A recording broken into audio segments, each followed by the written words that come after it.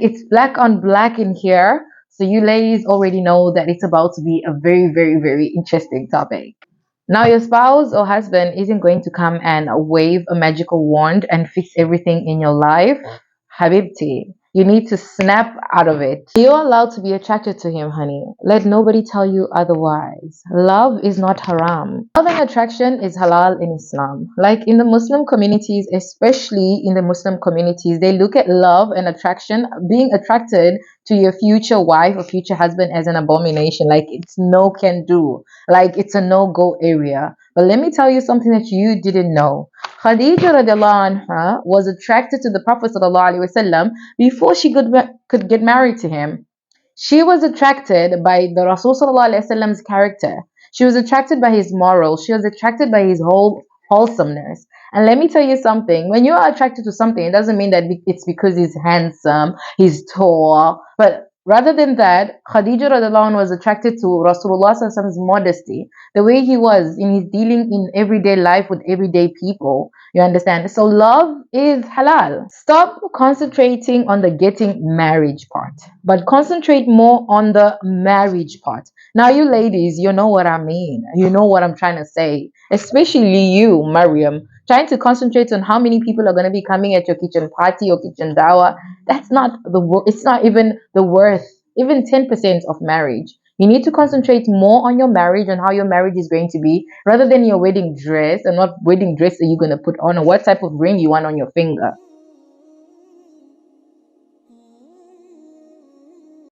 Assalamu alaikum wa rahmatullahi wa barakatuhu. Welcome back to the channel, Fambam. Welcome back. Now, everybody knows Fambam is a name I gave you guys. Oh, my family. Oh, my Fambam. Now, I'm thinking now, Fambam is about to get old because Fambam is growing. We are shooting to the skies. I have two names on the screen. You guys can pick whichever name. I'm resonating towards Khalilas. What do you guys think? Al Khalila Queen? Khalilas? What do you guys think? You tell me about it in the comment section down below. Please, if you're watching this video, please don't forget to comment on which name you guys want me to call you guys from now onwards, because this family is growing. Thank you so much for the love. Appreciate it. And for those that are new to the channel, my name is Zaina Rams. I am the Al Khalila Queen, and we are glad that you're here because this is about to be your spot. So feel cozy and relax, Habibti. You're gonna love it. All right. Without further ado, without any other disruptions, let's go back to talking about you, Habibti, and the topic of the century. Ndoa, umshado, marriage, nikah, the marriage. Like, we literally know what this topic means to us. If you are Muslimah, you know that this topic means half of your deen, all right? And the whole community is buzzing about it. If you are married, are you even a woman? That's what they say. That's not me. It didn't come from me, all right? But let's talk about this topic. Curiosity is what drives me, all right?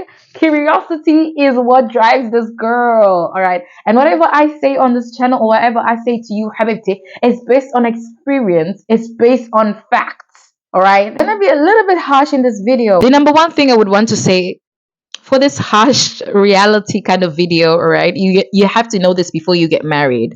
Or for those people that are also married, you also need to know this, all right? The other thing is that our Habibtis these days are getting married for the pressure. Habibtis these days are getting married for the pressure, and that's not good. Or you're getting married because you see another lady getting married, or you see your friend getting married. All right. Peer pressure, let's call it peer pressure. We need to redirect the focus. All right. Time is not of the essence here. All right. The person you are getting married to, that's the most important thing. Time doesn't matter, but the person you are getting to matters. All right. And you need to think about it. Next tip. All right. I don't know what tip it is. Tip number 8. All right. I'm not counting, but as long as you're listening, that's good for me. Now, the next tip is the Mahr tip. You guys be putting so much Mahr on your head, like it's like somebody's being sold or something.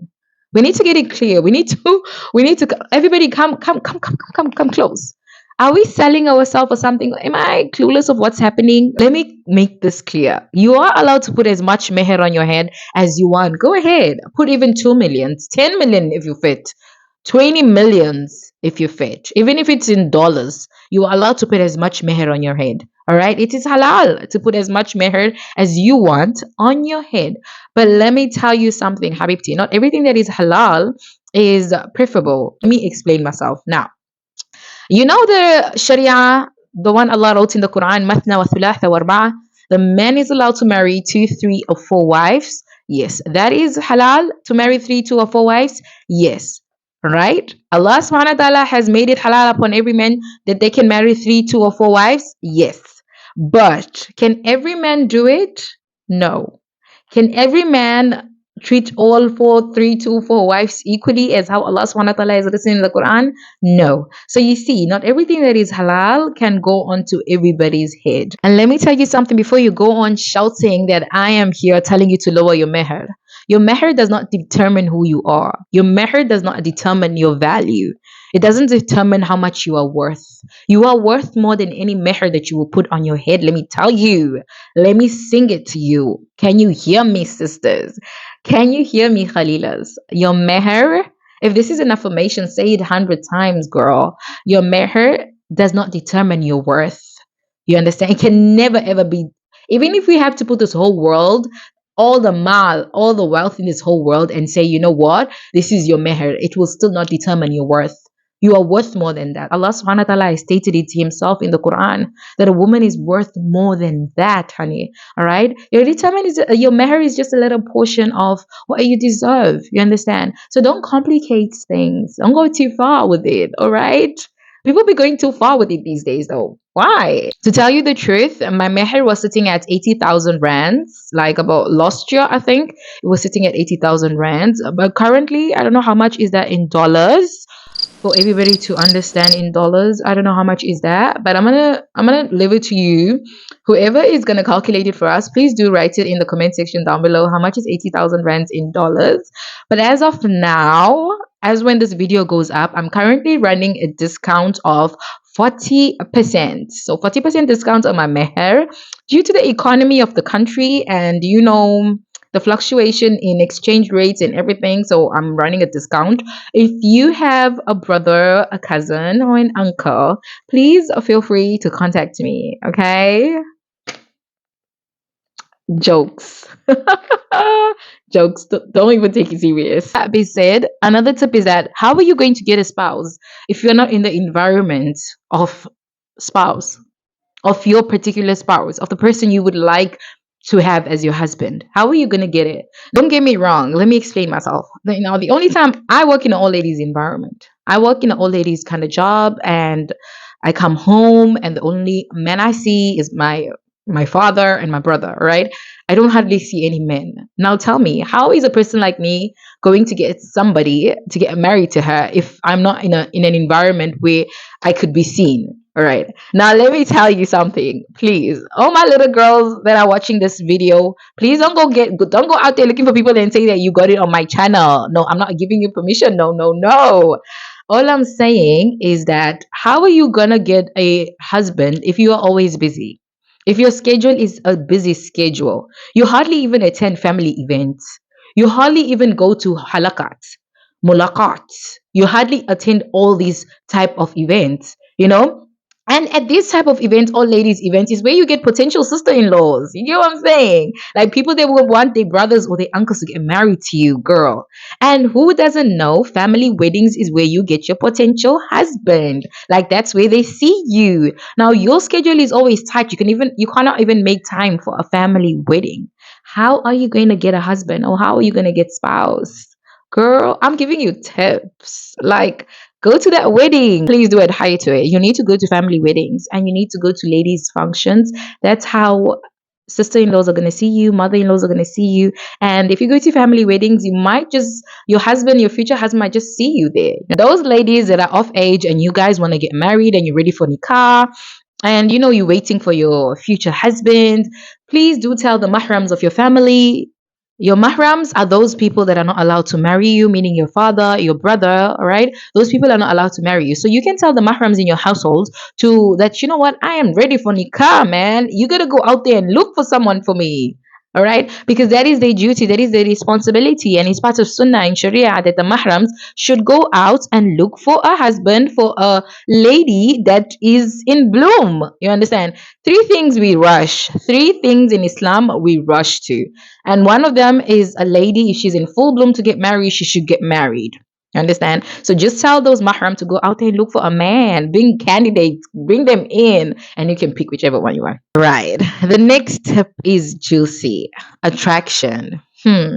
Attraction. Now, this topic has a lot of controversies in the community. It has a lot of people talking about it in the community. Like, why should you be attracted to a man? As long as he can provide for you, as long as he can cater for your needs, as long as he's got good akhlaq. Akhlaq. Yes. You shouldn't look for a man that is attracted or you are attracted to him as long as he's attracted to you.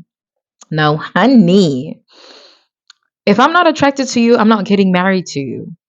Period.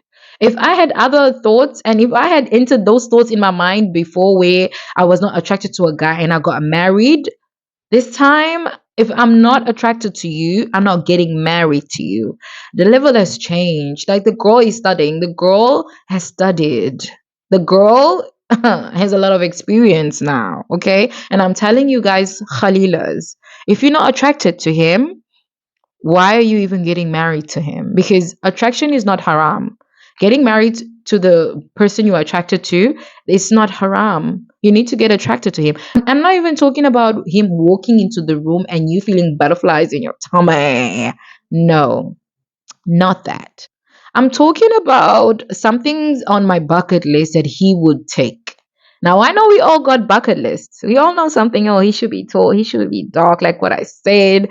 But don't overdo it, Habib. Him having one type of thing that I want in a man, a lot of beard per se. You understand? Yeah. So that will make me get attracted to him. He doesn't have to be so handsome. He doesn't have to be so tall, Michael Jordan tall. No. As long as he has something that attracts me to him chemically and spiritually, then yeah, it's a go ahead for me. All right. The other tip is family satisfaction, family liking you. Now, Habibti, Khalilas. You guys, family satisfaction is very, very important. The man's family, they need to love you. The man's family really need to love you to an extent where, let me see, love is not enough. Love is not enough. And I am telling you this, I'm your big sister. I am telling you this that a love is not enough. Like you need the family to love you and your family needs to love him. Because at the end of the day, let me explain myself why you need family satisfaction is very, very important. At the end of the day, Fanadubila min dhalik, you guys get to a fight. Like you guys are fighting and there's quarreling. Let me tell you something. In marriages, it happens all the time. Let nobody tell you that marriages are full of roses, bed of roses every single day. No. A marriage is an imtihan. A marriage is a test. All right. It can be full of roses, alhamdulillah, some days, and some days it's a bed of thorns. Okay. And you need to get through it because that's a test from Allah subhanahu wa ta'ala. Now, in those days where there's full of thorns, honey, the love is out of the window. Love flies like nobody's business. And you're looking at this man, you're like, did I really fall in love with this man?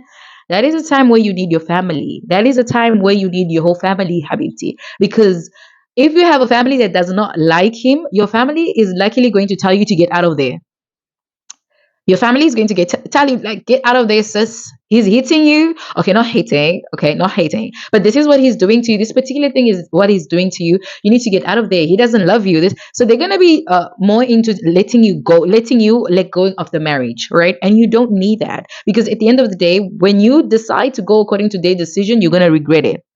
And now, on his side, if his family doesn't love you, when you're like quarreling, his family is going to be like, yeah, we told you so. That lady, she doesn't deserve you. All right. That marriage needs to end. When you need the family, most of the time in your marriage, like I can say 80% of the time in your marriage, you need family. You need family. Wallahi, fanadubila min dhalik, let not bad things happen to you in your marriage. But most of the time, 80% of the time in a marriage, you need the family. And I've seen this in many, many occasions. And I've seen this many times where the husband and wife are quarreling and there is a particular doubt in the family. If there is a little bit of doubt that the family doesn't love you, or your family doesn't love him even a little bit, it's going to lead to a problem. But if the family loves you guys and you guys are good, his family loves you and your family loves him, they're going to be the people that are going to be pushing you guys to stay together. They're going to be people that are going to be gluing you guys together, gluing the marriage together. Marriage is taqdeer. Marriage is destined. If you are Muslim, you need to believe that taqdeer was here before us. Our destinies were written by Allah subhanahu wa ta'ala before we were even created.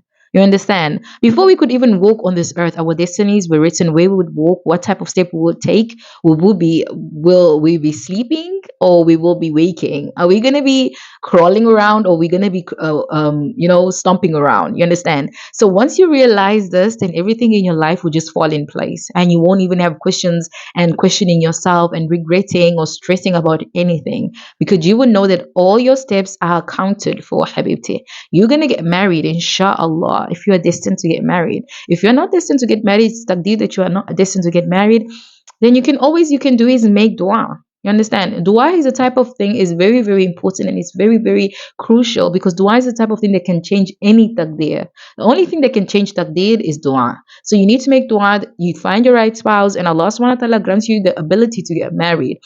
But all I can say is that have sabr, all right? Have sabr. Do not stress out yourself, all right?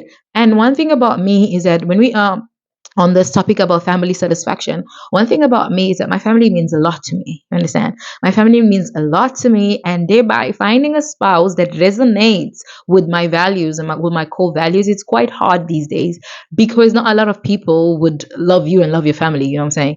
For all my khalilas that think that when they get married to a man, everything, all the problems and all the hardship is gonna go poof. All right. I'm going to have to stop you right there. Your expectations of that, please lower it. You're going to get so trashed. You're going to, oh my God, please. Okay. This is from experience. This is coming from me too. All right. This is coming from me too. All right. Now, I know that when a man walks into your life, he's supposed to create a safe environment where you feel safe and protected. Yes, that is good. Okay. A good man is supposed to make you feel like that.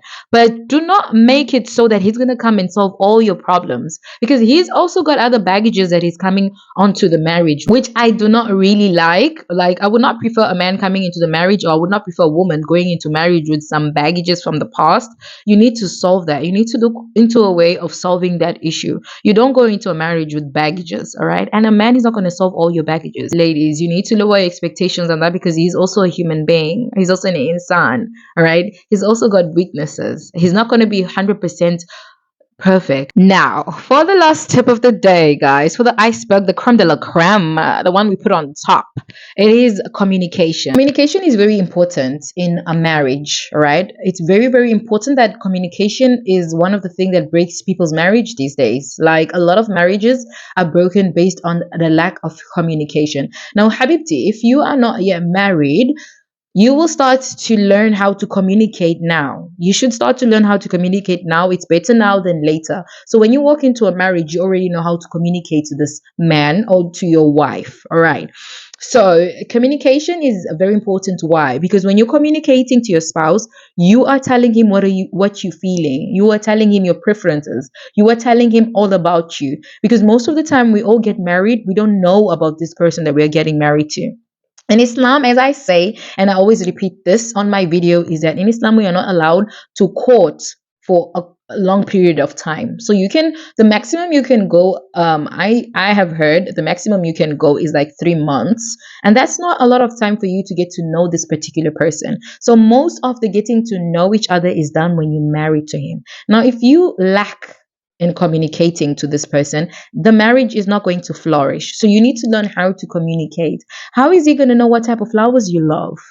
Like, I like pink and white flowers. How is he going to know that I love pink and white flowers? Thereby, he's bringing you red flowers, or he's bringing you dandelions, he's bringing you white lilies, and you're like frustrated in the kitchen, and you're making him and you're putting so much chilies in his pot of soup because you're so frustrated that this man keeps you bringing you lilies and you love pink and white roses. You understand? So how is he going to know? He doesn't have an X-ray vision where he's supposed to know your preferences. He doesn't get a manual, or you don't get a manual when you get married to him, that you know what he wants. But when you guys communicate, this is how you're going to get to know each other. This is how you're going to know each other's preferences. This is how you're going to know each other's boundaries. This is how you're going to know how to live with each other. Because let me tell you something, Habibti, if he doesn't know how to treat you, how is he going to treat you? All right. And this is PG, but if he doesn't know how to take care of your feelings, he doesn't know how to take care of you properly, how you're gonna sit there, you're gonna be a frustrated little girl, a frustrated old woman, and you're gonna die frustrated. So learn how to communicate now. Learn how to put your views front. And for those people that, let's extend this topic even further. Like, communication is a whole lot of has a whole lot of branches. Like, you need to learn how to communicate with him in such a way that yes, you can speak to him, not in a loud voice. You understand? You would know when to speak to him. You know, when you practice how to communicate, you would know which ways are preferred to speak to him. Like, if you want something, there's a different way you can approach him. You can't just be shouting at the top of your voice, like, I want this. No. You know, okay, this is a particular time when he's full. When a man is full, it's probably a good time for you to speak to him, because now he's full, he's satiated, he's satisfied. And then you tell him, you know what, Habibte, there's this particular abaya that I need to buy. Because you already fed his hunger, you already fed his other hunger. So obviously he's gonna give you this type of abaya. He's even gonna give you even more. You understand? Like, the women in the Swahili community be complaining. I don't know if it's other communities also, but the women in the Swahili communities be complaining of how this man has never ever bought her anything since they got married. Like, how is this man? Some men are clueless. Wallahi. You will be thinking, like, no, but let me tell you something. Some men are very, very clueless. They'll be thinking you're satisfied. They'll be thinking that you don't need clothes at all. Like, some men never even buy you clothes. They will never buy you clothes if you don't say anything. If you just keep quiet and you be like, yeah, they'll be thinking you don't even need clothes. You understand? So you need to talk to him. You need to speak to him. You need to say, Habibte, in a nice voice. I know you got it in you. Okay. If you want to get married, start practicing. Start practicing how to communicate. And you need to know when to communicate.